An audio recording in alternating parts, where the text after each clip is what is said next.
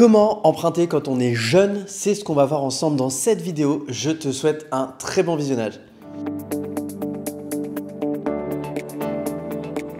Bonjour à toi, j'espère que tu vas bien. Bienvenue sur cette nouvelle vidéo YouTube. Je suis très content aujourd'hui de te retrouver pour un sujet qui revient très régulièrement dans les questions qu'on me pose. C'est Victor, comment est-ce que je fais pour emprunter dans l'immobilier alors qu'aujourd'hui j'ai moins de 25 ans? Alors tout de suite en rigolant, si tu as plus de 25 ans, je te rassure, on est des grands jeunes et moi aussi je suis dans ce cas-là, donc ça me fait toujours sourire.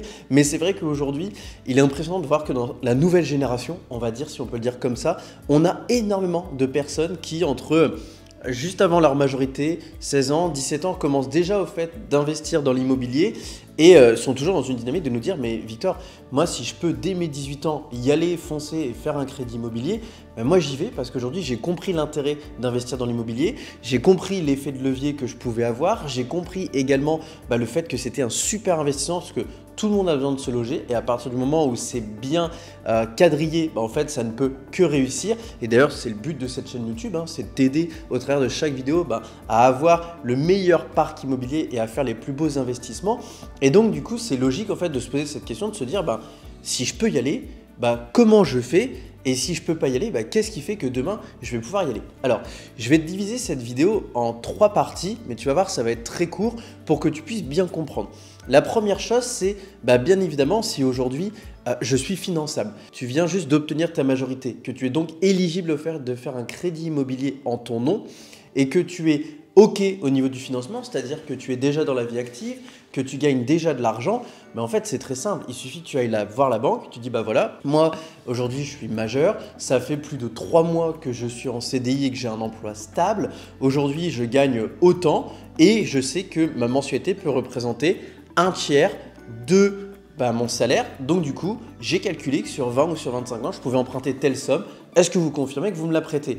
Aujourd'hui, à partir du moment où la rigueur de compte elle est là, que la démarche et la réflexion qu'on vient de voir, elle est là et elle est juste, il n'y a aucune raison pour qu'on ne te prête pas et donc je t'invite vivement à y aller. Maintenant, la deuxième hypothèse qu'on va voir, c'est aujourd'hui, moi personnellement, je n'ai pas les moyens d'y aller, mais derrière, je vis dans un environnement familial où cette fois-ci, eux ont les moyens de m'accompagner. Et bien là-dessus, en fait, c'est extrêmement simple. Il y a 2 solutions. Soit tu as déjà l'apport, et donc là, ce que je vais dire ne te concerne pas. Soit tu n'as pas l'apport, et donc là, nous, on l'a déjà vécu avec des personnes que j'ai accompagnées au travers de ma société d'investissement locatif clé en main que tu connais, qui est IDV, les investisseurs du vivier.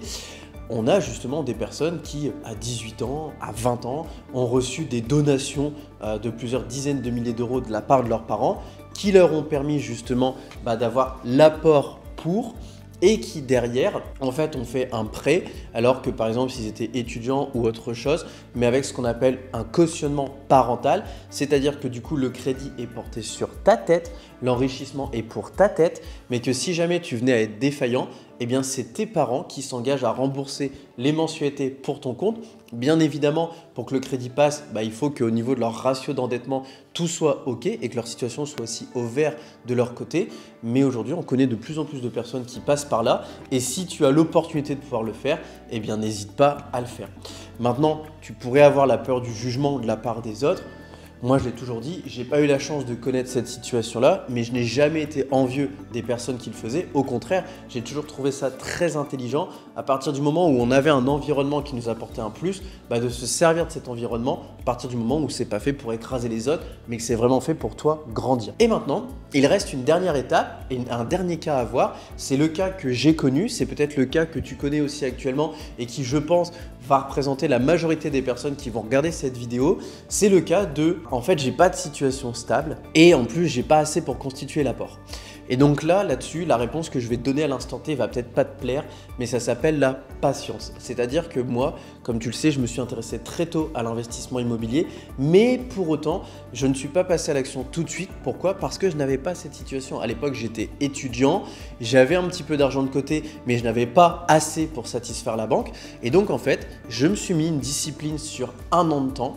Et en fait, pendant 1 an, je me suis donné 3 objectifs. 1, me créer des revenus complémentaires pour aller justement constituer cet apport. Donc ça peut être donner des cours particuliers sur des choses sur lesquelles tu es très forte. Aujourd'hui, pour pas lister, tu as des plateformes comme Academia par exemple.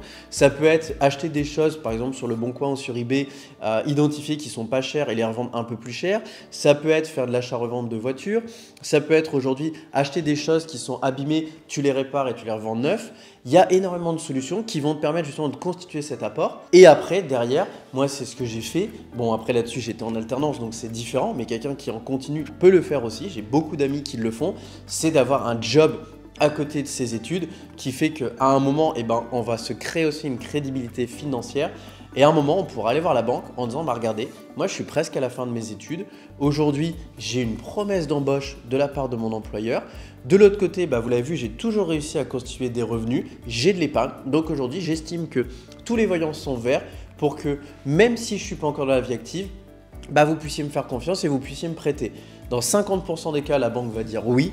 Dans les autres pourcents, la banque va dire « Écoutez, nous on estime que c'est peut-être encore trop fragile, mais si vous avez un cautionnement par quelqu'un, parent ou autre, on vous suit. » Et ça, c'est vraiment une opportunité à saisir parce que si tu as été carré du début à la fin, tu ne feras qu'être récompensé.